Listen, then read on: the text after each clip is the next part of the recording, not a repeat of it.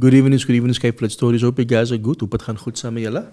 I've got a surprise for you guys in the studio tonight with me. I've got two gentlemen. The one I wrote about on Tuesday, Stan Turketti, and then I have another gentleman. Jullie ken vir hom so aan en af.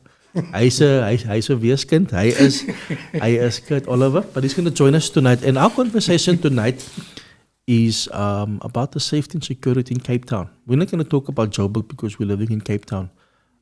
What's happening in Cape Town? And we need to be honest. We need to also know who is responsible for what, because we have local government and we have national government, and national government say about this local government say it's national government, and at the end of the day, people are dying.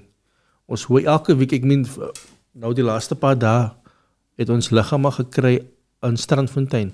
En het is 'n regular occurrence waar mense se bodies gedamp word in Strandfontein. There's no probably the feeder body for the month. And that is a problem. So we're going to talk about crime and possible solutions. And also hear more about Uncle Stan of Oom Stan. I can say Uncle Stan.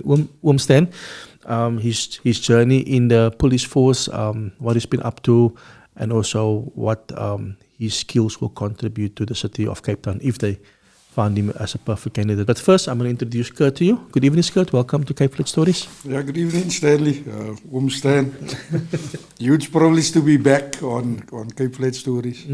The last time we also spoke about crime, and we spoke about a lot of other things, but I think tonight we want to speak about, what's really happening in Cape Town. Just the background. You are doing amazing work. People can follow you, but your expertise. There's ook 'n man met baie ondervinding en sy speel undercover. Tell us more about yourself. Yeah, as they say, I'm someone that wears many hats. Ex-policeman. In ministry as well. I wrote a school program for youth a couple of years ago called the Big Brother program that we currently doing with the youth. I work with the homeless, and then also I run and oversee 3 churches out in the southern suburbs. So is it eintlik 'n baie groot portfolio, but I mean from a cop to a pastor, that has been your passion to work with those people, because jy sien al die mense wat sy gearresteer het, lei sy tot by die Here nou. So so it's a different type of a police. This is a program with rehabilitation. I'll come back to you. You're going to be my co-host, and we're going to talk about crime and what can be done. Oom Stan, welkom by Cape Flight Stories. Dis 'n bietjie van 'n ander programmetjie. Hier praat ons maar soos ons wil, maar welkom oom. Baie dankie Stanley. Dis vir my wonderlik om hier te kan wees. En ook 'n groot voorreg om hier te kan wees. Dankie. Om die mense te kan join. Daar's baie vrae, ek is seker baie mense gaan vir hom vra. Maar vertel ons 'n bietjie meer oom se self en oom se journey. Ek het net so een lyntjie gesien, dis sien ek op oom se CV, maar dis meer as wat bietjie Chelly het op sy CV. oom het 'n hele boek vol goed wat oom gedoen het oor die jare, en ek dink dis wat mense wil weet.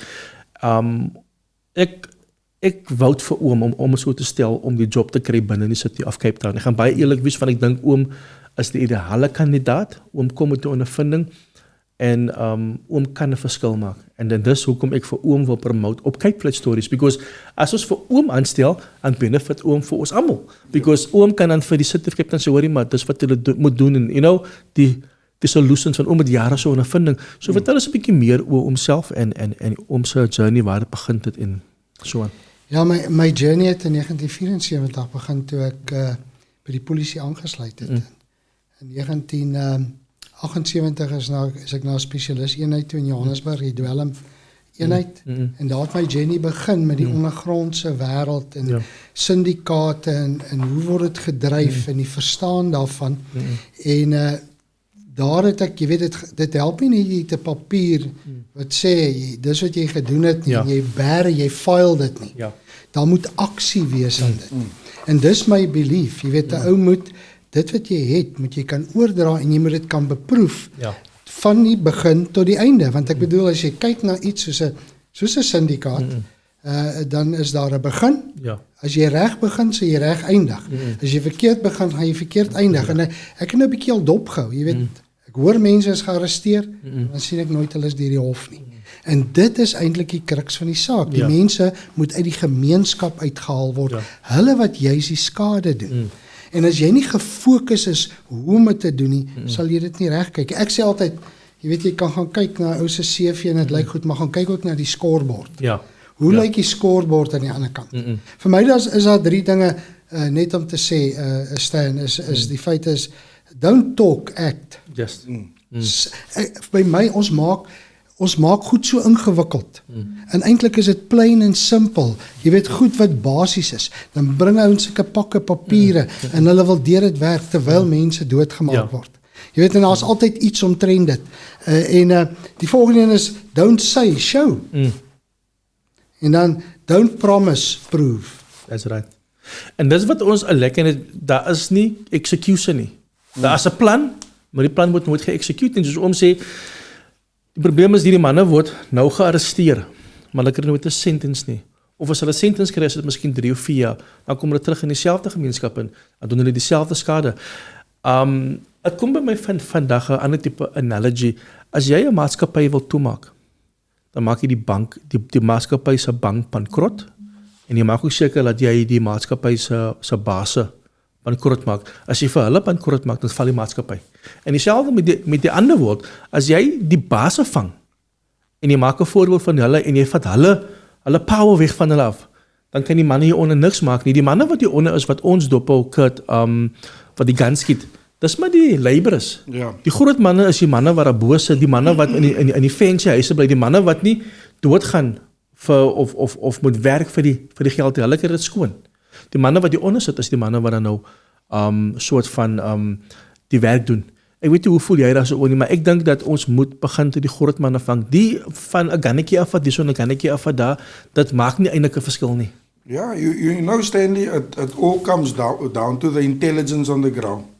There's no intelligence. Nobody that's really gathering intelligence. There's no agents in the field. There's no one that is willing to do that. So that is why we find corruption it is on its highest. On its highest. But I think years ago when all the specialized units were shut down and even of the members were just allocated to other different units and police stations, you could see how crime was busy rising and it never stopped. It never stops. You know, a couple of years ago when I was still in the police, we were working on a matter, I was busy gathering intelligence. There was a massive gang war going on the Cape Flats.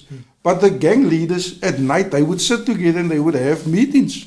They would sit down and they would laugh and they would party together when their members are fighting each other out on the streets. So I mean that on its own is already a huge worry. Now, you know, within the police, you look within the city what is happening, you see it every day. Every day. There's no intelligence on the ground. There's things that is happening. You look at little crimes, syndicates, housebreaking. There's no intelligence on the ground. How do you really address that? Stan, how do we really address that if there's no intelligence on the ground? Wel, ons praat nou net daarvan. En die feit is, dit help nie net ons vang die ouens wat in die rivier geval het nie, om hulle uit te haal. Ons moet kyk wat is die oorsaak hoekom hulle in die rivier geval het. Dis nou maar net 'n voorbeeld, 'n slagspreuk van my. So die mense werk soos jy al sê, hulle het 'n grondvlak, 'n middelvlak en 'n topvlak, soos 'n besigheid. Hierdie ouens dryf 'n besigheid. En wie wat ek sê, ons kry die mense wat as ek praat oor dwelms, dwelms begin, dis waar die ding begin. Dis waar kinderhandel is, kindermishandel, prostitusie, al daai goeders en daar's iemand wat dit dryf wat geld maak uit. En ons kinders gaan dood as gevolg van dwelms op die straat. Hoe kom dit daar? Nie die man wat op die straat staan en dit net verkoop nie, daar's iemand wat hom dryf om dit te doen. So dis die persone wat ons maar moet kyk. Hierdie ou wat dit gebruik het hulp nodig. Daar's 'n sentrums, ouers moet gehelp word hoe om hulle kinders deur hierdie proses te help. Kerke, daai mense, gemeenskappe moet by mekaar kom. In my tyd in 'n dorp waar ek was, het ek op 'n Vrydagoggend die gemeenskap, ek het 'n kantoor heeltemal privaat gehad. Het ek die gemeenskap laat kom, by mekaar gekom. Ek het baie kritiek oor gekry, maar ek het gevoel dis die regte ding. Mense het gevoel ek het hulle koppe gespring. Kerke sê ja, ek het nie met hulle geken nie. Maar vir my het dit nie gegaan oor 'n organisasie nie. Vir my het dit gegaan oor mense wat in die gemeenskappe is. Wie doen iets daaromtrent? Ja. Wie doen? Wie staan bietjie op en sê vir mense, luister, dit wat jy doen is nie reg nie. Ons gaan dit aanspreek. Ja. Wat ek kan net enige te skool vir my genooi. En gesê kom praat met my kinders oor dwelms. Toe sê ek nee, ek sal nie met jou kinders praat oor dwelms nie. Toe sê hy, maar jy moet. Ek sê wat gaan ek hulle vertel van dwelms? 10 weet hulle baie meer as ek. Maar wat wil ek hê? Ek wil hê die ouers moet kom. Nooi jy vir my die ouers, dan sal ek met die ouers kom praat. En daar het hy het genooi. Hy het gedink dit gaan daai aand het ek die ouers verantwoordelikheid tot verantwoordelikheid geroep. Wie in daai dorp het die nagklubs toegemaak? Omdat die ouers in die gemeenskap begin saamwerk het. Hulle het hande begin vat. Dis nie ek is in my hokkie en daai ou is in sy hokkie en nou moet ons mekaar soek en ons werk by mekaar verby nie. By my is 'n spanwerk baie belangrik.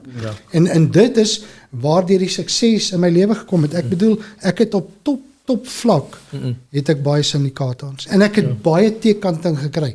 So misdaad te ondersoek en by misdaad jy weet die hoofde staan van een of ander tak of wat ook al om hierdie moet politici nie betrokke raak. Want as politici betrokke raak, kan ek nou vir jou sê sal daai sake nêrens kom.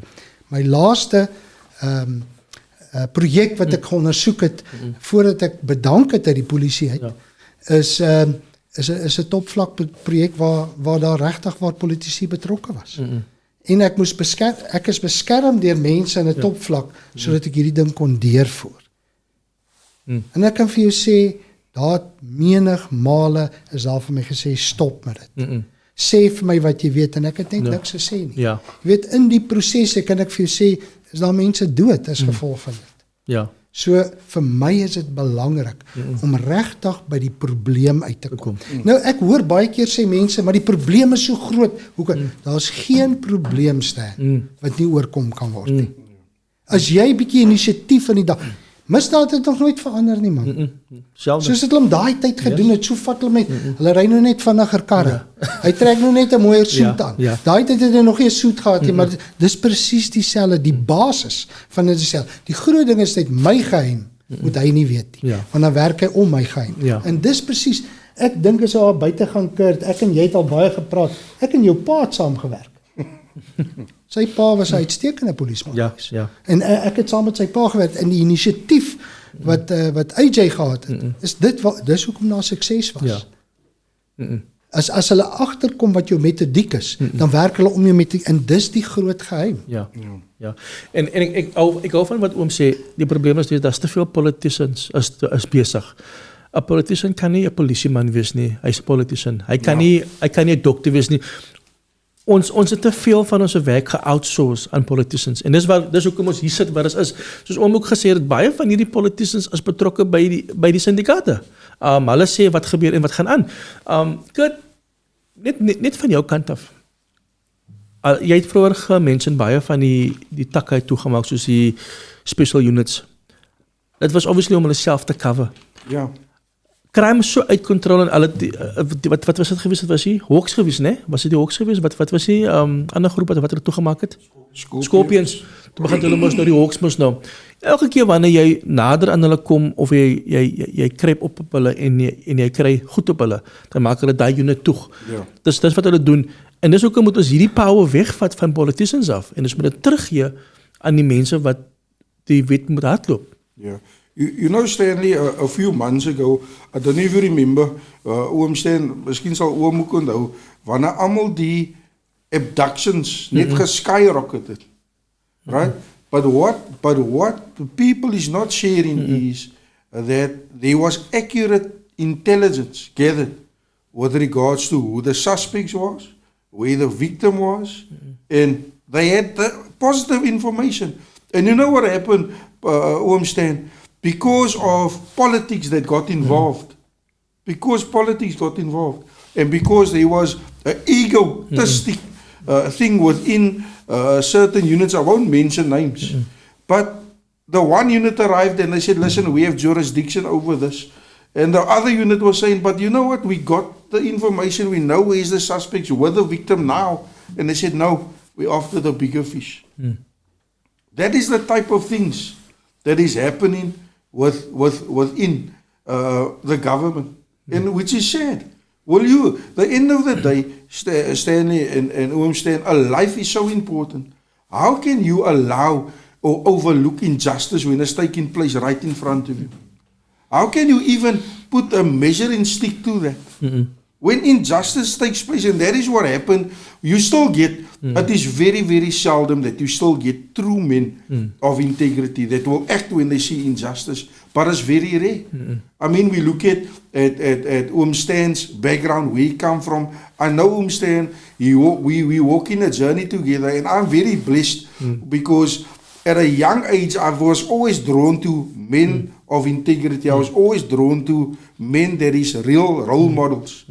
And since I've been walking the journey with Stan, every single decision that he makes is based on integrity. Yeah. If it's with his family at home, if it's with what he's busy doing, if it's with any work he's involved in, even with the business that he's involved in, it's decisions of integrity.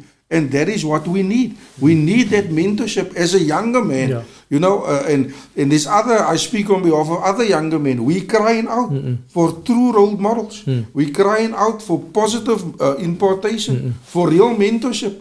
Because the end of the day is the knowledge that Stan, even my dad, the knowledge that and the wisdom that they carried, that needs to be passed on.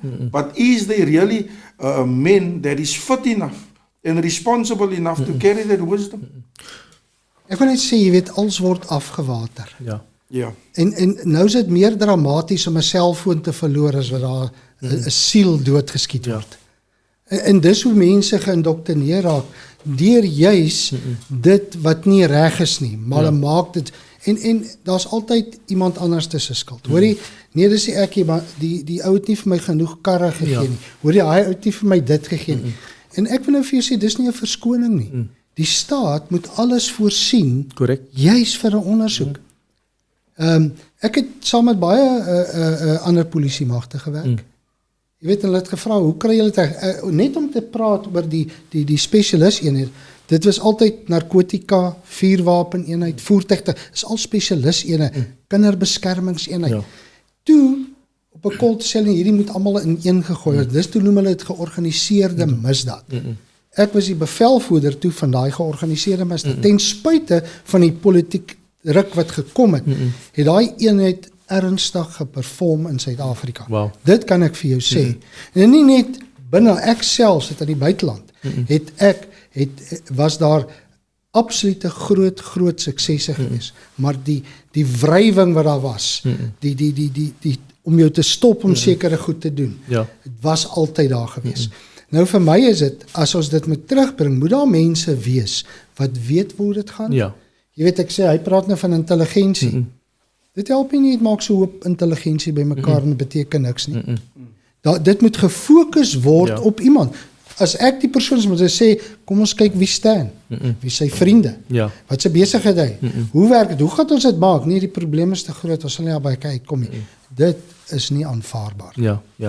En is waar wat oom sê, ons het baie mense in die polisieforse nou, maar baie van die mense het nie die ondervinding nie. Ek dink hulle sit nou met, 'n detective sit nou met tussen 250 tot 300 dockets op sy tafel 'n maand. En as ek reg verstaan, dan in die ou dae of 'n detective behoort om die maximum dockets is 50. So met ander woorde, die dockets word toegemaak, die sake word niet opgelost nie, van een persoon met 300 dockets, hy is afgekap, so hy kan niks maak nie. Dan die government stel nuwe mense aan. Elke keer kom nuwe mense in, 1000 nuwe polisie of 10,000 polisie mense, maar as jy mense insit in 'n posisie en wat nie die werk kan doen nie, dan is dit mos nou eintlik 'n waste van tyd en 'n waste van resources, because ons het nie mense wat hulle kan leer nie. So, en ook met die korrupsie in die government en in die polisie in. Nou sit nuwe mense in, maar die fondasie is korrup. So, jy maak nie eintlik 'n verskil nie. Oom se, wat is die eerste ding wat oom sal op fokus, as oom die job kry, of 'n interview kry by die Turketti dan, wat is die ding wat oom dink wat miskien dringend aandag nodig het in City? Ek wil net terugkom na wat jy genoem het van die dockets en En dan, kom ek sê nou vir jou, hier's nie iemand in hierdie Suid-Afrika as ek vir hom nou 200 dockets gee. Wie wat doen hy? Hy word moedeloos. Ja. En as 'n ou moedeloos is, dan chak jy dit. Ja. Ja. Regtig, want dan sê jy, hoekom niemand help my nie, en dit is so. Ja. Daar's nie hulp nie. En dit wie wat ek het al met aanklaers nou gepraat en hulle het vir my presies gesê, die dossiere wat oor hulle tafel kom is glad nie eens ondersoek nie. Ja. Maar as jy teruggaan, ek kan nie daai man blameer nie. Jy weet, ons wil te vinnig wys na die konstabel en die sergeant hier onder. Maar wat se support het hierdie ou? Wat se ondervinding is daar om hom te help? Ja. Vir my is dit dat wat vir my belangrik is. As jy 'n werk kry waar jy moet hierdie tipe van goed aanspreek, moet jy 'n onderbou hê. En jou onderbou moet reg wees, maar dis 'n onderbou wat jy bymekaar moet maak wat verstaan en weet wat is misdaad. Ja. Waarna moet jy kyk? Hoe moet jy kyk? Hoe moet jy dit kategoriseer? Ja. Jy weet, baie keer maak die ouens nie eens 'n onderskeiding nie. Hy kan nie 'n onderskeid, maar kan hom nie kwaadlik neem as ou nie daai agtergrond het nie. So ons wil baie keer hierdie ouens wil ons pak gee wat nie pak nodig het nie. Ja. Vir my is dit as 'n ou nie perform nie. Ek noem sommer huisgesin. Ja. Jy weet, as ek met 'n man praat en hy sê, hoorie, ek sê van kyk hoe lyk dit hier. Sê nee, sê ek is my vrou. Ja. Daar's altyd dis altyd iemand anderste. Daar's nie meer verantwoordelikheid nie. Korrek. As ek nie perform nie, dan moet daar gevra word hoekom nie. Nog 'n ding is 'n ou moet leergierig wees. Staan as jy nie leergierig is nie, as jy vol van jouself. Ja. Jy wil nie raad by niemand vat nie, want wie's jy om dit vir my? Inteendeel. Ja. En ek kan dit seker sê vanaand, ek hoop nie mense gee om nie. Hy's 'n wit ou, wat gaan hy my vertel? Ja, ja. En dit is nie vir my waaroor dit gaan nie. Dit gaan vir my oor mense wat seer kry. Jy weet, kom ons kyk net hier in hierdie omgewing, hoeveel dwelmverslaafdes is hier en waar lê hulle? Nou, ek wil dit vanaand los om te sê wie wat doen dwelms. En die ouens wat dit verkoop is massamoordenaars. Dit kan ek vir julle sê. Dan gaan kyk hoeveel mense gaan dood. Jy weet wat gebeur met 'n dwelmverslaafde. Ek het al gaan kyk hoe vang hulle 'n wolf in die Noordpool. Hulle plant 'n 2-snydende lem binne in die ys. Ja. Nou gooi hulle bloed oor hom en hulle gooi hom so eind van gooi hulle bloed van die lem. Dan ryk daai wolf die bloed, dan kom lek hy op die bloed. Die tyd as hy by daai lem kom, is sy tong dood. Ja. En nou lek hy en nou sny sy tong en hy drink sy eie bloed. Ja. En daar slaan hy mors dood neer. Nou dit is iemand wat dwelms gebruik. Kan ons dit toelaat? Hier voor ons. Ja. Terwyl ons weet wie dit is. En wie wat, daar's mense wat vandag sê ek is bang vir daai ouens. Ja. Hoe gaan ons hulle vat? Ja. Omdat hulle soveel beskerming het. En hoor hierso, hulle het beskerming. Hulle het. Ek praat uit ondervinding uit. En dis daai ding wat ons moet hokslaan. Ja. Dis waarna ek sal kyk. En dis hoekom daar 'n onderskeid moet wees, dat daar nie invloed is van ander mense binne in die wet nie. En ek dink dis die grootste probleem is dat die invloed. Jy weet vir 'n feit daar's mense wat in die polisie werk of waar ook al werk in sekuriteits. Hulle is gangsters, hulle kinders is gangsters, maar hulle word geprotect. Ja. En dis 'n probleem en dis eintlik ons moet eintlik die stelsel skoon maak om dit so te stel. Yeah. You know, Stanley, that I remember when I got sworn into the police. There's an oath that you take. Ja. Until today, each word of that oath I carry with me. Because, when it comes to breaking the law, it's not about family. It's about integrity. Integrity is what is needed. How much men can we honestly say? How much police or really people working in security has true integrity? You know what, Stanley, majority, I can promise you, majority of people that maybe their car is stolen or their houses is broken into, majority of them will go and find a private investigator and go into the police. Majority of them will go and do that. That on its own is already a alarming fact. It's an alarming fact. And the sad reality is there's more success in the private sector than there is within the government. Yes. And that's a problem because, I mean, like you said, if a murder is committed, the family rather goes to a private detective to go investigate it. Yeah. Because the guy on the job don't have the knowledge or the experience. It's a new guy. What does he know about what's happening? Yeah. En ek dink dis 'n baie groot probleem is dat mense hulle vertroue verloor het in die stelsel. En wat oom wil doen is om die stelsel reg te bring sodat mense weer hulle vertroue kan plaas in die stelsel. Because die stelsel fail ons. Ek dink almal van ons kan 'n verskil maak as ons saam staan. En ons bly gefokus op dit. Want jy weet wat, as jy gefokus bly en hulle kom met allerlei snaakse goedjies en jy vat jou oog van die goal af, Ja, dan kan ek nou vir jou sê, jy gaan dit nie maak nie. ja. Om mense in posisies te sit wat nie kennis het nie, veral in hierdie tipe van manier van georganiseerde misdaad. Ja. Hy ontsluk jou soos niks in nie. Soos wat ek 'n profile sal doen op 'n syndikaat, so doen hy klare profile op wie ook al in beheer is. En wie wat kyk hulle eerste na? Wat is jou swakpunt? Ja. Elke ou het 'n swakpunt. En dan werk hulle op daai swakpunt. En dit hoef nie vandag te gebeur nie. Hulle werk sommer oor, ook soos met 'n projek. Kom ons kyk of ons hom binne die volgende 6 maande Ja. sy kop kan swaai. En wie wat, daar's 'n gesegde wat sê bullshit baffle brains. Wat dit beteken om so die waarheid te bring, om so nie die waarheid te bring nie, dat dit lyk asof dit die waarheid is, en dan baffle die ander mense. So jy begin na hierdie mense glo, maar is omdat jy nie kennis het nie. En dis vir my dit, die regte mense, regte plek, dan gaan jy die ommeswaai sien, as almal begin saamwerk. Oom, ek het gesien op oom se CV, so ek het die hele dag deur die CV gegaan vandag. Ja. Oom is gebaseer gewees in KZN. Ja. Dis 'n die mekaar plek. Daai plek is, ek dink, as ek sal sê, is 'n bietjie hoër as wat dit so is. Gangsterisme is so ryf daar so. Wat is die een ding wat oom kan sê wat daar gewerk het, wat oom sal implementeer hierso? Aside nou van die stelsel skoon kry. Kyk, daar's dit nie so baie gangsters, dis meer factions. Faction fights. En dit is groepe teen mekaar, soos maar hierso. Ja. En die groot ding is, jy moet bronne hê, jy moet inligting hê, jy moet weet wat aan die binnekant aangaan. En daarom werk jy. En jy begin regtig as jy die slang se kop afhit, dan bly daar niks oor. Ja. Want dan val alles uit mekaar uit. En dit is altyd my doel gewees. Ek gaan vir die top. Ek het 3 dinge gesê en hulle moet my nie verkeerd opvat as ek dit sê nie. Ek is geleer. Sum up the situation, show no fear, and then go for the kill. Met ander woorde, gaan regtig vir die ou wat die probleem veroorsaak. En natuurlik is daar strategie om dit. Ja. Ek kan vir julle sê, ek het eendag gesit en toe begin ek 'n strategie te kyk. Daar was 7 punte. En daai 7 punte het ek vandag nog. En as ek kyk na die 7, ek was in die korporatiewe wêreld ook, en daar moes ek vir hulle help met sekere goed. En ek het nie daai 7 punte toegepas. En ek kan nou vir julle sê, dat die misdaad in daai industrie het tot 'n val gekom. As gevolg van, nie hoe goed ek is nie, Ja. maar die wyse van hoe ou dit vat, hoe jy mense bymekaar kry, om na daai probleem toe te gaan en om uit te wis. Mense het swaar gekry as gevolg van dit. Hulle geld is by hulle weggevat. Myne het toegemaak as gevolg van kriminele aktiwiteite binne.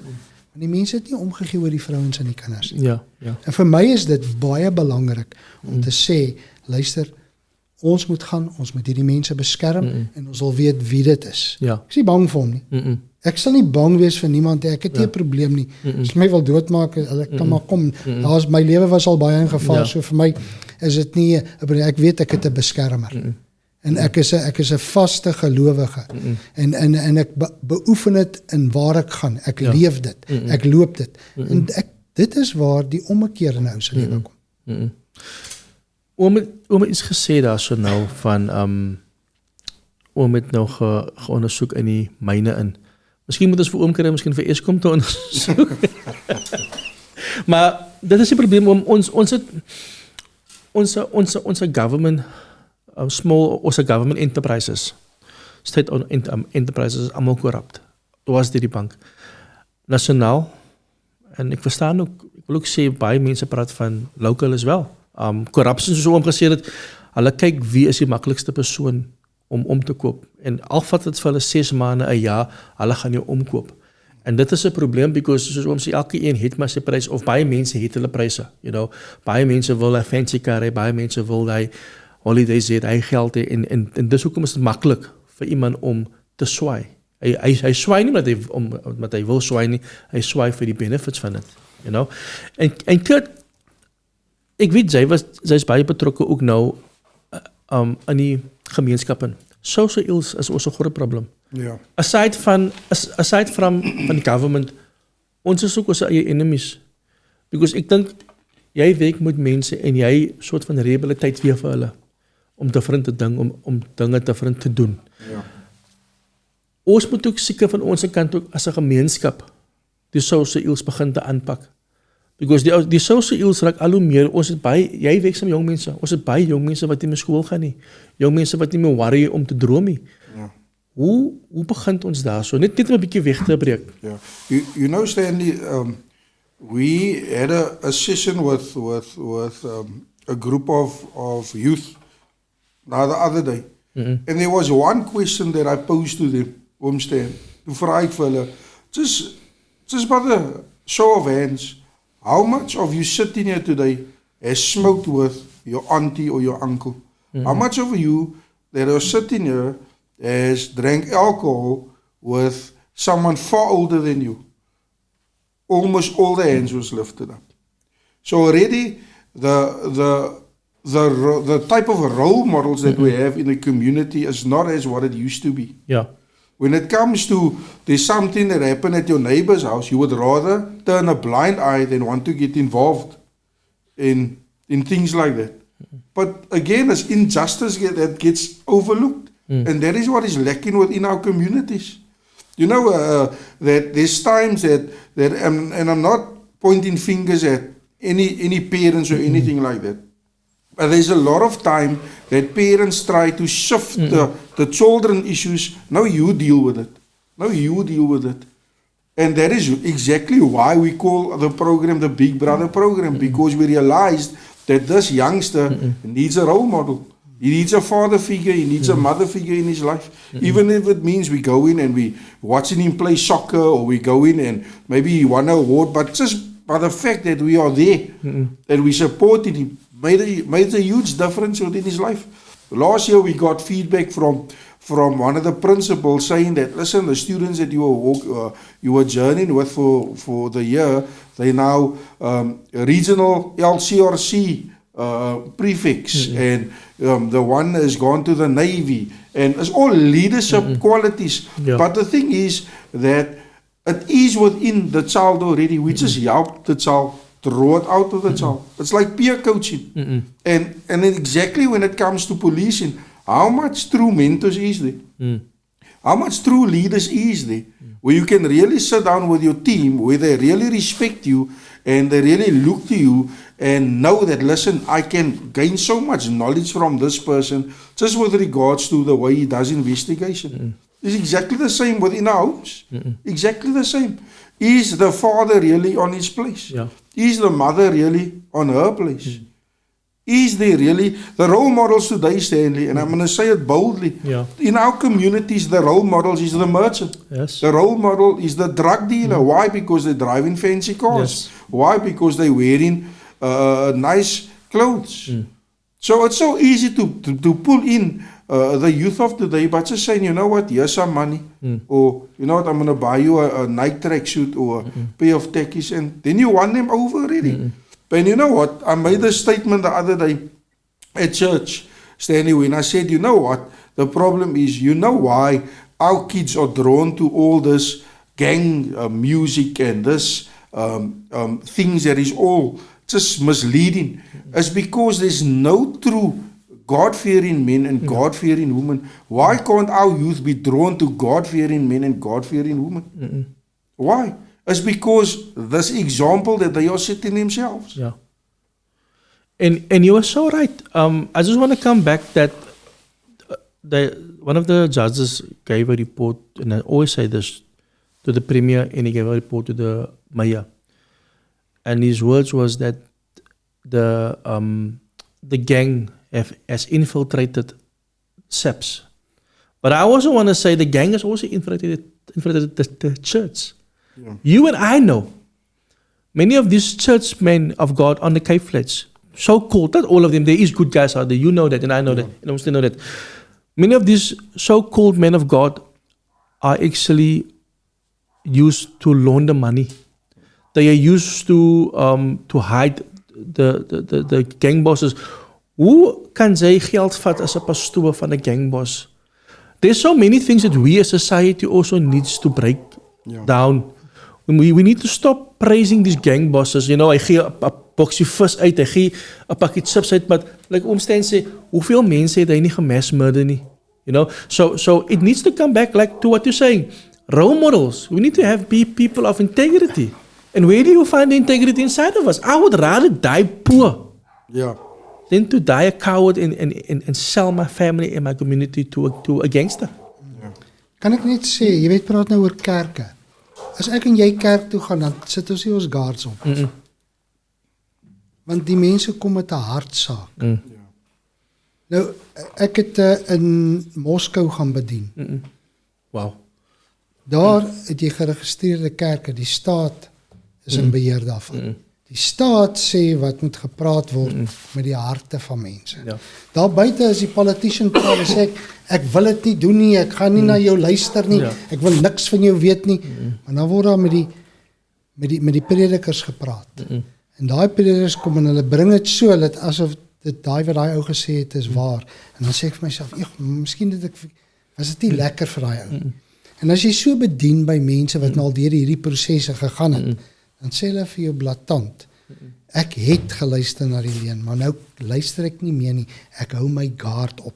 En ek dink, jy weet ek het werk uit baie in Afrika gewerk, en nog tot onlangs, en as jy gaan stel, dan kry jy 2 tipes mense, superryk en brandarm. In kerke, ek weet in een land, het die president opdrag gegee, sluit toe, want daar's miljoene dollars gelonder wat hulle van mense gevat het. Mense het geglo, as ek gee, gaan dit vir my gegee word. Want die Bybel sê so, want die sê so. En is omdat die mense dit met 'n hartsaak vat. En ek dink dis waarvoor ons moet versigtig wees.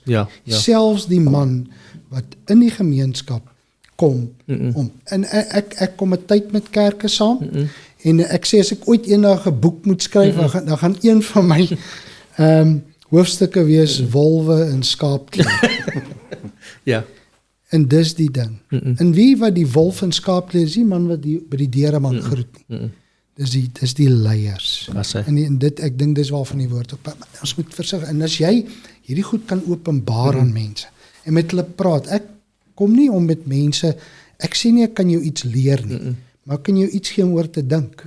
So as jy gaan vanaand dink, dit is so, Sokrates, onder andere het vir jong mense gesê, julle kan nie so geïndoktrineer word deur 'n regering, as hulle sê links, dan gaan julle almal links, sê regs, sê julle 'n bietjie dink, toe hulle begin dink, en die regering kom agter my, hier's 'n groot skuiwing, hoekom maar tree die mense op, sê hulle, maar daai man het ons geleer om bietjie te dink, jy weet, hy is tot dood veroordeel, en as sy doodstraf moes hy gif drink, net omdat hy mense laat dink het, maar daar het 'n baie goeie ding daar uitgekom. En ek sê, dit is ons doel. Met mense te praat, sê, hoe lyk dit? Ek sê nie, 'n ding is reg of verkeerd. Ek sê, want reg of verkeerd is tiekboxes. Ek sê, is dit goed of sleg vir jou? Jy moet vir jouself sê, is hierdie ding goed vir my? Of is dit sleg? En die antwoord is simpel, ja of nee. En ek dink, dis wat ons moet volg. Daar moet meer manne kom, soos hierdie man, Kurt, ek weet vir 'n feit, hoe kom hy om met die hart van die mense te praat, en met hulle te waarsku juis oor dit wat daar aangaan, en hoe mense na hulle toe kom.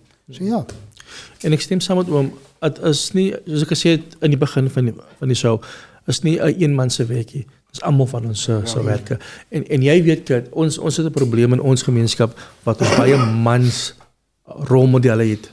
Ons bly in 'n fatherless society, en daar's baie factors, maar ek dink dis iets wat ons moet, ek en jy en oom en Nento moet aanpak. Ons moet meer mense motivate om beter rolmodelle te wees.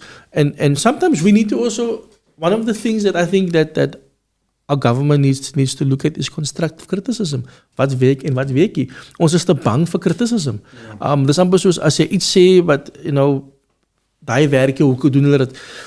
Dan wil mense vir jou sê, ja, maar jy weet nie waarvan jy praat nie, you know. Oom, ek wil net iets gou vra, en dit is miskien iets wat ons miskien 'n bietjie oor kan praat en so aan. National government en local government. Dis mos nou, kyk, jy het mos nou SAPS, en dan het jy mos nou obviously law enforcement en metropolice en traffic. Almal het dieselfde hoe kan ek sê, krag nie. Soos law enforcement, soos die SAPS kan jou arresteer. Hulle het die wette moet doen, maar law enforcement kan dit nie doen so net die help van SAPS nie. Hoe bring ons die twee by mekaar as die minister van of as dit gaan oor politics? Because wat nou gebeur is, die mense moet hulle werk doen, maar hulle kan nie hulle werk doen nie. Van die een structure kan nie met die ander structure werk nie. Wat dink oom, wat sal die solusie daar wees? As ons nou moet kom by die punt wat oom nou sê, okay, oom is 'n consultant vir die City of Cape Town of wat ook al, ons moet hom nou kry dat ons kan saamwerk. Praat ons met Sekitsele, hoe maak ons enige idees? Net uit my eie ondervinding. Met die stroop van renosters, olifantanne, was ek betrokke, maar ek kon dit nie doen sonder die National Parks Board. Ja. Ek het hier net ingegaan en gemaak en gebreek soos dit ek wil nie. Ek het gegaan, met hulle gepraat, gesê, hier is ons probleem, hoe gaan ons hom oplos? Ja. Vir my het mense al met hom sê, ja, my probleem is dit, sê ek, sorry, wel, ek weet nou nie wat om vir jou te sê nie. Sê, hoe bedoel jy? Sê ek, as jy hier na my toe kom, dan sê jy vir my wat jou oplossing. Dan kan ons praat oor die oplossing, en dan kan ek jou guidance gee. Maar mense kom net en sê, ek het 'n probleem, en hy wil hê, jy moet dit oplos. Ek kan nie 'n ander ou se aap vat nie. Ja. Jy kry baie keer managers, hy sit met elke ou se aapie en hy weet nie, en ek noem altyd die voorbeeld, hy sit hier, die ou kom laai net af die probleme, en as sy kantoor langs die golfbaan is of waar ook al, en hy werk Saterdag aan die ou se en hy kyk so, dan sien hy selfe ou speel golf hier langs hom. Nou wat ek wil sê is, as hierdie mense met my mekaar kom, moet die minister, want hy die seggenskap, kom sê, luister, ek wil hê, hierdie eenhede moet met mekaar saamwerk, want daar is hierdie manne in Kaapstad, van die metro, is mense wat met baie goeie inligting sit.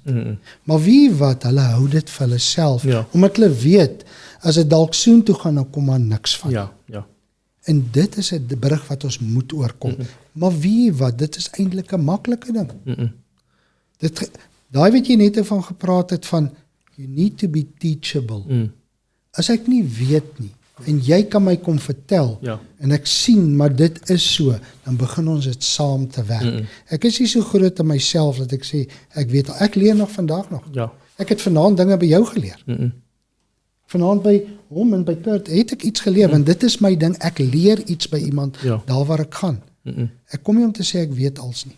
En as ons, hierdie mense kan, veral die hoofde, want die hoofde sê, het speel 'n baie groot rol. Ek kan nou met hom sit, en dan praat, en dan stap hy, en sê vir sy mense, daai ou, ek wil niks met hom te doen nie, dan wat doen dit na die mense te onderaf? Dit breek die moraal af, hulle sê, ons gaan nie saam raai ons werk nie. En dis waar die jaloesie kom. Baie keer, dis waar dit, en jaloesie speel 'n groot rol hier. Nou kom die metro, en hulle kry inligting, maar die intelligence, of wie ook al van die SAPS, het dit nie. Dan kom hulle, en is 'n aanslag, en waar kry jy dit?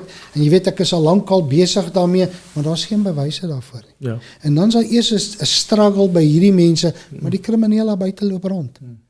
So vir my is dit kan werk, dit sal werk, dit het al gewerk, dit werk oral in die lande, ouens van die FBI, ek het met hulle gepraat, 10 weke saam met hulle gewees, die ou wat die maffia geïnfiltreer het, vir 6 jaar, Joe Pistone, ja, is vandag nog 'n losprys op sy kop, maar as ek sien hoe daai mense saamgewerk het, op alle vlakke, FBI het gebruik van, maak nie saak wie of wat dit is nie, of het nou die local police is, en of wie dit is, hulle het gebruik gemaak, en dis waar die sukses geleef. En die skuldig bevinding. Dis nie net, hulle die maffia se rug gebreek nie, hulle het ook, dit was die skuldig bevinding, waar daarmee saamgekom het. En dit is vir my die kruks van die saak. 'n dwelmhandelaar, wapenhandelaar, maak nie saak wie hy is nie, het baie eiendom en baie geld. Nou, my laaste projek in die SAPS, was dit die eerste batebeslagleggingssaak ooit in Suid-Afrika. So daar's 'n rekord gemaak as gevolg van dit. Die Amerikaners het 10 jaar gesukkel om so 'n saak deur die hof te kry. Deur genade, 'n jaar het dit my gevat en my mense om daai hele syndikaat af te breek en al sy bates in sy. So hy het uitgeloop met niks en hy's nog tronk toe. Hy het niks nie. Hy het niks. Nou kyk vat bietjie 'n man se geld weg, Stan. Ja. Jy weet, dis geld praat. Hy kan mense kom manipuleer. Ja. Maar vat bietjie daai geld weg en kyk ons waar staan hy. hy. Het niks power nie. En dis eintlik wat ons is 'n belangrike punt. As jy die geld wegvat van daai gangbosses en daai drugbosses, kan jy nie guns koop nie. Dan kan die manne op die grond kan die guns het nie. So daar gaan tekorte wees aan guns en vuurwapens. Minder mense gaan dan doodgaan. Dit klink miskien soos 'n fiction, but that is the reality cut. We need to get to the big guys, the guys with the money, die manne wat dit fund. You know, almal like enige besigheid of enige organisation het funders. Haal net die funders weg. Hulle kan nie operate nie. Yeah. So we need to, maybe as we end, we need to get rid of the funders, the people that is giving the money to these gangsters to go buy the guns. You know, Stanley, it's if we look at, let's use the NPO, the non-profit organizations. Ask yourself how much people that is running NPO's heart is really in what they are doing. Is it because they really want to bring change, or is it because they want to see how much money they can benefit out of having this NPO? Yeah. So it's not just happening within the gangs. It's happening all over. Over. Everyone's looking for the quick fix. Yeah. Where's the cow that we can milk? Where's the gravy train that we can drive on? That is how it is. So if you have somebody, say for example, you have someone, a gang leader's wife that registers an NPO. I promise you she's going to get it right. Yes. She's going to get that NPO registered. And she's probably going to get it funded as well. So ask yourself how much money of her husband or the gang boss is not going through that NPO. But that is a very valid point. That's a very, very valid point. Even in business today, contractors, tenders, there's certain legislation that don't allow myself and you to apply for a tender. You need to have a specific amount of money. Yeah. We don't have that money. But the drug boss have it. That's why some of them are getting tenders. They register businesses, not only under their wives, but under family members like the Nagis, the Nifis. And that's why the money are being, the geld wordt schoongemaakt. They have butcheries, they have shops, entities where you can go buy your food. And some of us know these gangsters, but we still go and support them. They're not worried actually about the money that me and you bring to the shop. Yeah. They get the money from the drugs. Yeah. You know, Stanley, my heart breaks almost every day, Stan, when, today it was raining terribly. And when we went to go and do our feeding this morning, there was so much people sitting and waiting for us in the rain. And majority of the people that was sitting here, Stan, you find themselves putting needles in their arms.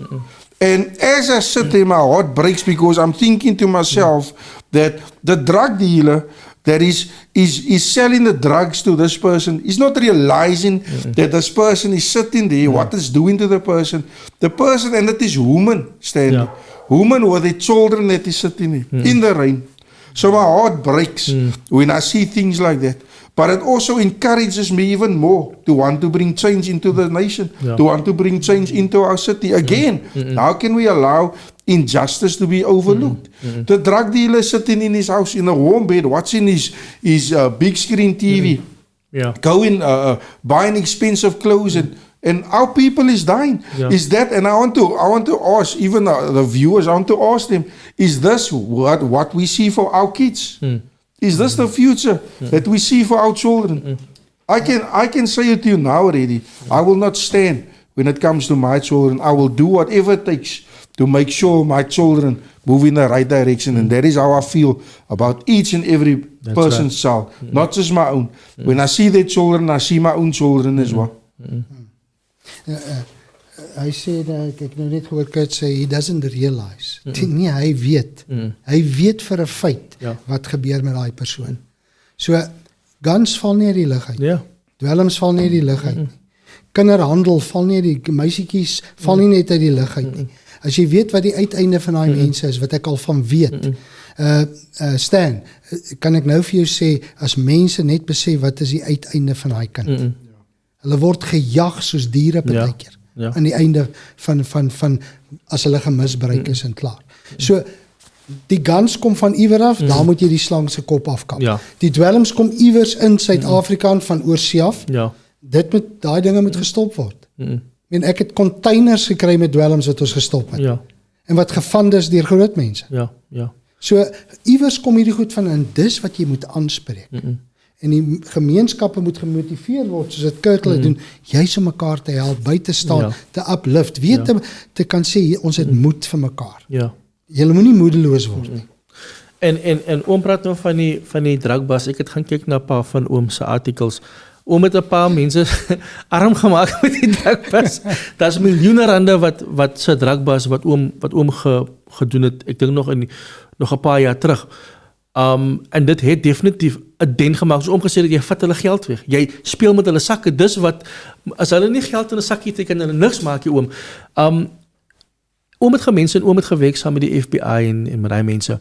Vertel ons 'n bietjie meer oor daai journey, because obviously het oom baie kennis vir hulle gedeel en hulle het ook baie kennis met oom gedeel. Hoe was daai journey vir oom gewees? Eintlik fantasties, want dis hoe ons hande gevat het. Ja. Reg oor die wêreld teen misdaad.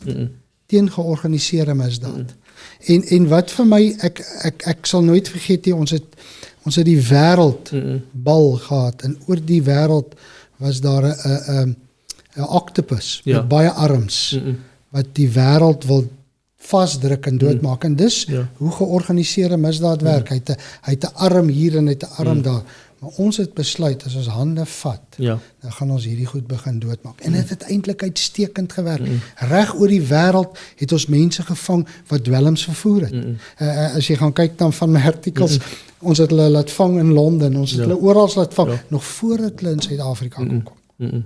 En dit is die samewerking, dis hoekom ek sê, ons het net nou gepraat, as ons bereid is om hande te vat, en vir mekaar te respekteer vir wie jy is en wie ek is, en die diens wat jy doen en die diens wat ek doen, sonder om mekaar te, maar jy weet nie wat jy doen nie, jy's net 'n verkeersman, wat gaan jy my vertel? As ons daai kan begin wegvat en hande vat, dan werk dit soos wat dit op die topvlak gewerk het, waar ek saam met die DEA, Drug Enforcement, FBI, paar ander groepe wat ons mee saam gewerk het, maar hande gevat het, goeie projekte gedoen het. Ja. En daar's 'n bloeddiamant projek gewees in Angola. Ja. Maar ek het hande gevat met intelligensie van daai kant. En wie wat, daar's nie klein mannetjies betrokke. Hier was groot manne betrokke gewees. Reg oor die wêreld, nie net uit Suid-Afrika uit nie. Die wapens het gekom, dit het gegaan, dit het vir mekaar gegee. Daai twee klompe was aan mekaar gesit. En wie wat doen misdaad? If you can divide in a community, you can rule. That's right. Nou kom hulle en nou kom 'n division tussen broer en suster. Dit het ek gesien in Angola. Dat broers beklei te mekaar. Want hulle het hulle gedivide deur geld. En Kurt, oom sê nou daarso dat familie beklei teen familie. Dis exactly wat die nomme doen. Dis exactly wat die gangs doen. Broers maak mekaar dood. Broers maak mekaar dood because van geld. Nou, en ek dink net om na jou toe te kom, ons het nog 'n paar minute oor. Net om na jou toe te kom, kennis soos oom sê nou, moet oorgedra word. Dis jare se kennis. Iemand eendag gesê, jy betaal nie vir my vir wat ek doen nie, jy betaal my vir my jare se kennis. Al vat dit vir my 5 minute om die tafel te bou en vir jou 'n hele jaar. Jy betaal my vir my kennis en ek dink daai kennis is wat ons moet oordra. Ek kyk na baie van die manne kry hierdie top jobs, soos ons gesê het vroeër, maar hulle het niks ondervinding nie. Hulle leer op die job waar iemand soos oom kan hierdie kennis nou vat en in die volgende 3 tot 5 jaar oordra na manne toe wat in die job in is. Yeah, is not just that, just to add on what you were saying, Stan, it's Oom Stan's track record as well. If you look at all the cases he's worked, all the articles, I know there's even one article which states that Stan convicts them, then converts them. There's even an article that speaks about that Oom Stan was doing. But the track record that he has, it's you can see that someone that his weakness is not temptation. Yeah. Because that is one of the biggest things you face when you're in the police. Yeah. If you know a temptation is you weak in that area, then rather don't involve you in situations like that. If you know you should maybe work in CPU and you know you go in and you're going to raid merchants' houses and stuff like that, then rather stand outside. Because you know that is the type of things you need to be honest when with yourself. I know there was when I spoke to another captain the other day, Stan, I don't know if you also did this. He told me when he used to go and search houses, he used to put both hands in his pocket. And he used to walk with his hands in his pocket until he left the house. To me, he was trying to say something already. He was trying to show the people in whose house he was that, listen, I am not a thief. See where my hands is. But I mean, the end of the day, is that what the police has become? Yeah. Sure. Is that what it has, what it has become? And again, it boils down to leadership. That's right. If you know, and again, I'm going to say it confidently and boldly.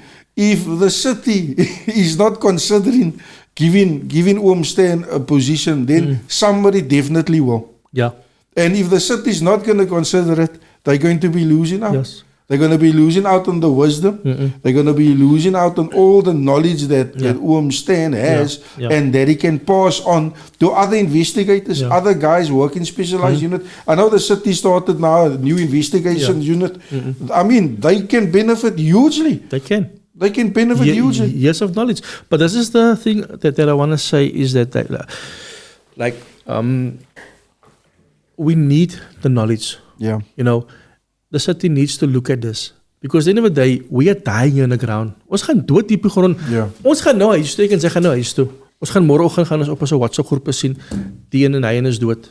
Môreoggend tussen 10:00 vanaand en môreoggend 6:00 gaan daar seker nou about 7-8 mense geskiet wees. En vir dit het ons mense nodig soos Oom Stan. We need people and we're not trying to promote a hidden agenda. We are trying to tell people this is needed. Yeah. You know, it is something that we need, it's something that they need to consider, but also we need competent people. We have a lack of competent people. Yeah. No, that's the truth. I agree 100% with you, Stanley. But you know, if we want to bring change, then change is now. Yeah. We need to do what it takes to bring change. And we can only do it together. So let's start by putting the right people in the right place. That's right. I think that is a good place to start. Yeah. And just to end up, I think, like you said earlier, and like I also mentioned, convert die gangsters, die mense terug na you know, rehabilitate vir hulle. But it comes all down to that the evil one. The evil one, the one that makes a good person an evil person. Yeah. I've seen something the last couple of weeks of a young man, oprechte young man. He is about 16 years old and he wanted to impress his friends at school because nobody liked him. They always bullied him. And in order for him to have gotten attention, he had to steal his mother's money. He stole his mother's money to buy and entertain them at school so that they can have, you know, chips and stuff so that they can like him. Yeah. And I know this young man, he's 17 years old, 16 years old, a phenomenal young man. But because of the pressure, he has turned, you know. But, you know, I still believe we can work with him, but I feel that evil spirit, there is more darkness in our government and we need people with light. To be honest with you, we need people that fear God. There's not a lot of God-fearing people. People do things because they're just doing it. People go into these positions of government just to find a job. They're not doing it for a passion anymore. I just want to read some of then I'm going to give over to you again.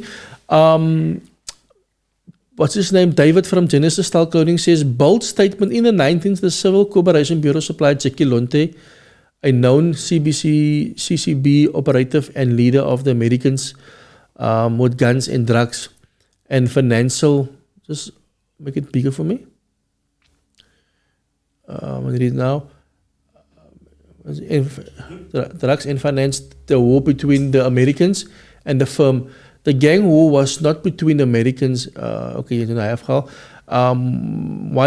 widely reported that in the 90s, it's an instant gratification generation. If it doesn't happen now, they don't seem to care. Most music plays a negative role, and I have to agree with Paul here. In our youth, it's a powerful medium, and the message is spread so easily. Pray for our children. I think that Western culture, with the big chains, and there's nothing wrong with wearing a gold chain, but it comes with another narrative. You need to be a gangster. You need to be quiet. You need to listen to heavy music where they swear. I think we as parents also need to look at that. Yeah. It comes down to us as well. Just like Stan is a detective, is a commander in organized crime, we need to be commanders in family planning. Yeah. Teaching our family. It comes down to that. I don't know if Oom want to say, I don't know, okay, we lost that now. Can you just open the dinges, Nentel, the Facebook page, and then I can just check quickly what is there more. Or let me just check here quickly. Maybe I have it on here. Just 1 second for me, viewers. Let me check here. There we go. All questions. There we go. Okay. So this is what David said. Okay. The gang war was not between the Americans and the firm, but rather between the state and the firm for control of the drug trade. That was in the 90s. That is what David has said. And then Paul says here, our youth are in deep trouble. And whether you want to believe it or not, only God can save them. And you know what? I have to agree. Yes, we need godly people to come back to it. But I want to leave this to Stan. I want Stan to leave us with a message of hope. We're going to have more conversations like this. I think we just started, so I think we should have more of these conversations. But Stan, vertel vir ons, wat is op Stan se hart? And what is the things that we should focus on? Jy weet, mense se selfbeeld is so afgebreek. Eers daar dat hulle voel hulle is nie waardig nie. Elke mens is waardig. Dit is my boodskap. Dat elke mens het 'n doel. Onthou, ek kan nie jou lewensvraestel skryf nie. Mense wil wees soos iemand anders, jy kan nie. Jy het 'n doel wat jy moet uitleef. Ek vat Wit-Amerika op die map gesit. Dis Hollywood. Ja. Daar's 'n persepsie van hoe jy moet lyk. Jy weet hoe jy moet aantrek. Ja. Jy's altyd die beste. Dis nie hoe dit werk nie. Vir my is dit dat ons met mekaar motiveer.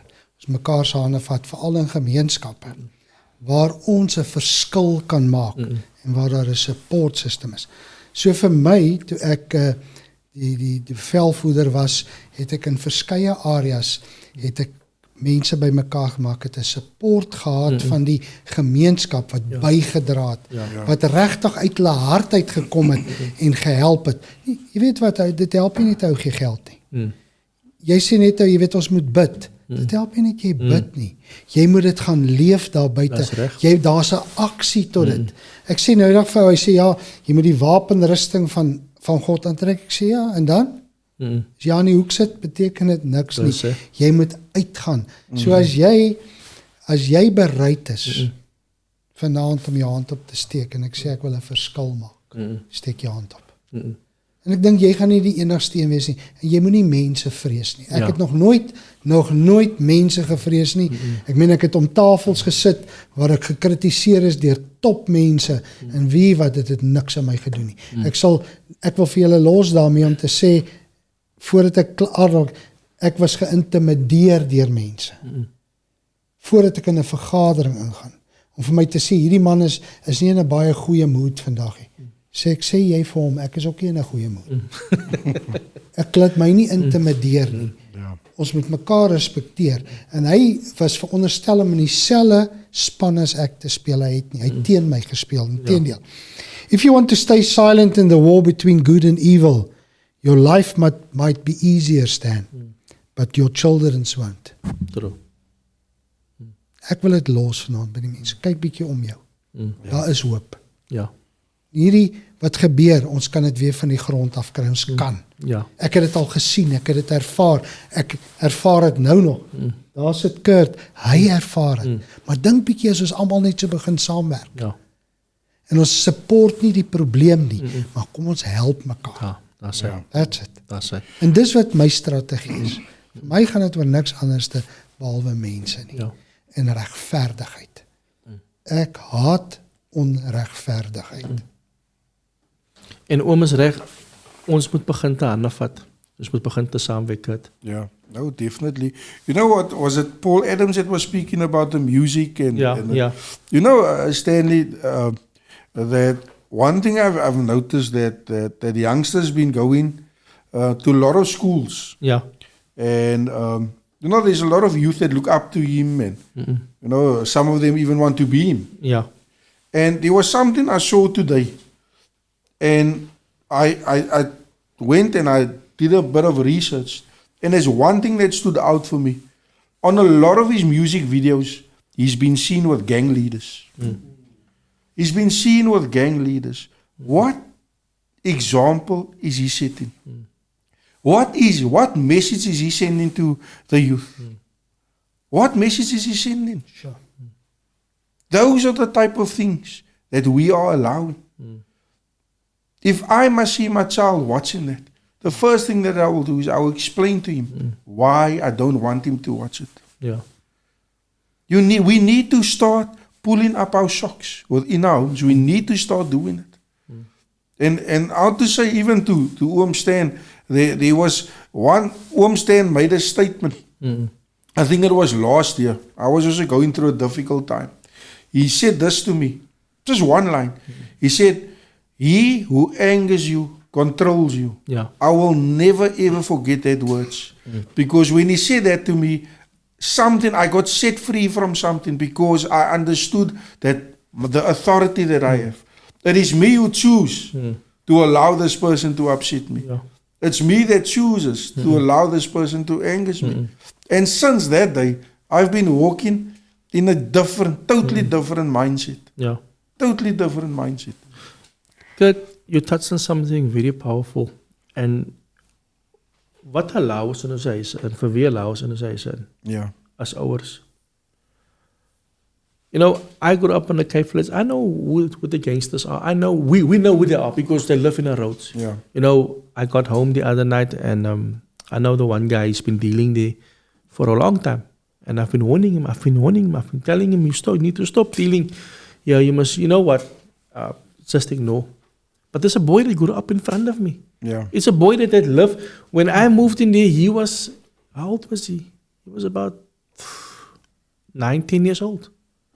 He's now 20, 27, 26, you know? Yeah. And it's things like that I feel us as parents need to, ons moet ons soekers optrek, man. Yeah. We need to take ownership. We are part of the problem. Ons stukkie guns weg, oom. Ons mense stukkie guns weg. Ons mense, because hy het vir ons kos gegee, stuk dit weg, hy gee vir ons geld elke maand. We need to break that cycle. Yeah. It's an evil cycle that we have entertained over the years and it be allowing into our communities, into our families. Kurt, I just want to tell you about the youngster. I think the music videos you're referring to is early career. I think a lot of people has been telling him that. Yeah. I know for a fact that some of his birthday parties there was big gangsters there, but I think the music has changed. But not just his music, the other rappers on the Cape Flats, there's also a drug element, cocaine that they're talking about and stuff like that. I think it might be cool for them, but it's now over 20s is like it cool, you know what I'm saying? But there's also age come out to realize this is so cool, man. You know what I'm saying? So I think we should actually just nip that in the bud and say, nah man, ons gaat nie willen support him, man. Jy gaat bly wat hulle is. Yes. As hulle ons leiders gaat influence in a negative way, man. Because jou lewe is lekker uitgesort. Hoe gaan ze nog mense saambring in 'n negativity? You know what it also is. You know, Stanley, that sometimes the artist become desperate for content. So his ideas runs out. So he becomes desperate. Now he starts to drift in the wrong direction. Yeah. Eventually he's going to get to the point where he realize, listen, this is going to get me nowhere. Yeah. Some of them maybe even get involved in the gangs themselves. Yes.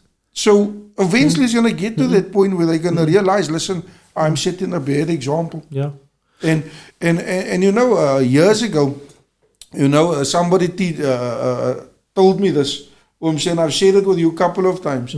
I said, impartation comes through association, meaning you become who you have around you.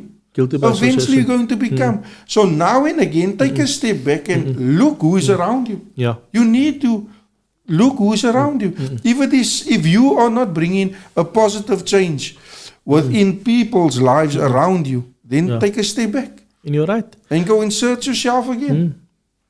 En dis kom alles van Amerika af. We see these things because Rick Ross does it. Look, I used to listen to the music, but like you say, Nentel, it is nie meer cool, man. Yeah. It's not cool anymore when you see how a man abuses a woman on a music video. What he does to her. Now that's the reason why these things are happening in our community. Yeah. We've become a community, a colored community where we just fight one another. Ons dis mekaar. It shouldn't be. When are we bullying one another? Yeah. Stanley, ik was nogal pleasantly surprised with my son. Hou van rap music. Yeah. It's Pasican. He told me once he's listening to the drill music, the UK. He says, "Nah, I'm getting bored of this American stuff. It's just it's the same thing over and over. Drugs, disgrading females. Obviously, the UK het ook al problems, whatever, but." Ek is blij dat sommige like kan at least zien, man. Yeah. Because back in my day, I just believed everything. Hulle doen daai kan. Nou kon dit uit hulle het gelieg. They were just telling stories about what people that they were surrounded about. En nou lieg hulle vir die mense en jy weet, en dan maak hulle geld uit. So yeah, I think there is we need to focus maybe just on that few that does see it and be the big brother like you said, be the big brother for them and show them that that's a way out, you know. You know, Stanley, you know Mr. NP. Yeah. Michael Palmer. Like I've seen the transition within his life since when he came from Bredasdorp. Yeah.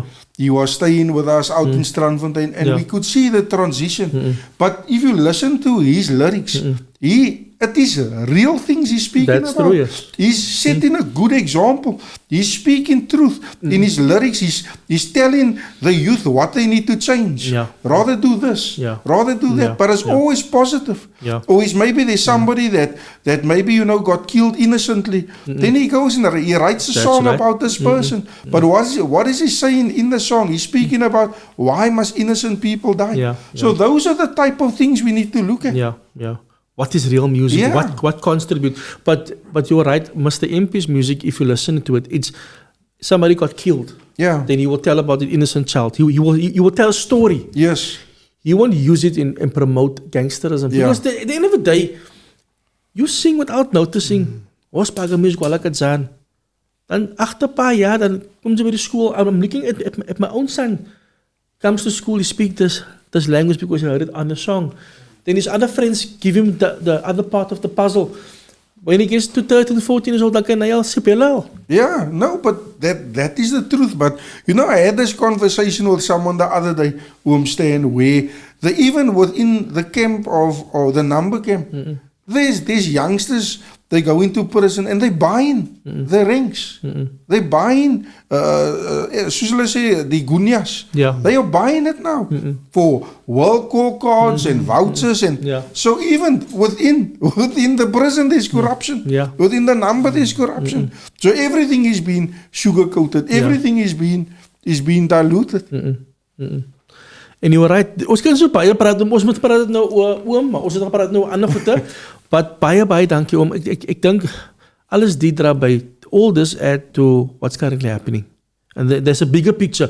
We see this as family, as people on the Cape Flats, but there's a bigger picture where it all adds up. Somebody on top is benefiting from all of this. Yeah. All of this misery.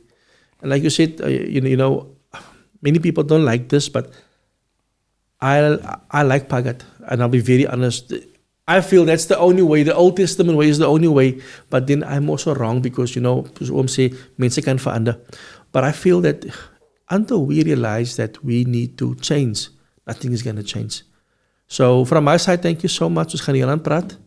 Thank you so much. And let's do this again, or maybe in the next month. And then we pick up. En hopefully kom oom terug en sê, hoorie, hulle het vir my ge-interview.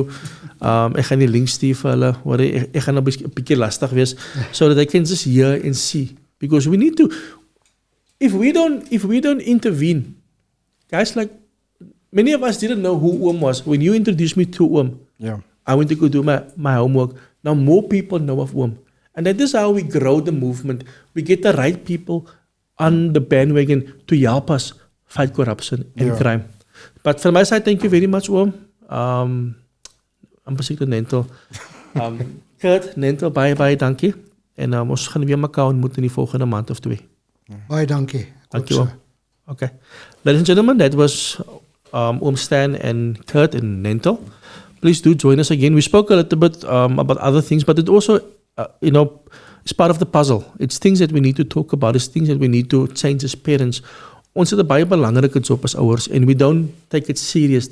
Being a parent is the most important job in our lives, because whatever we invest, we will see the return on investment in a few years' time. If you don't invest time with your children or teach them about life, you can make yourself ready. It's gonna go down on a disaster. So from my side, thank you very much, and please do join us next week again. Cheers.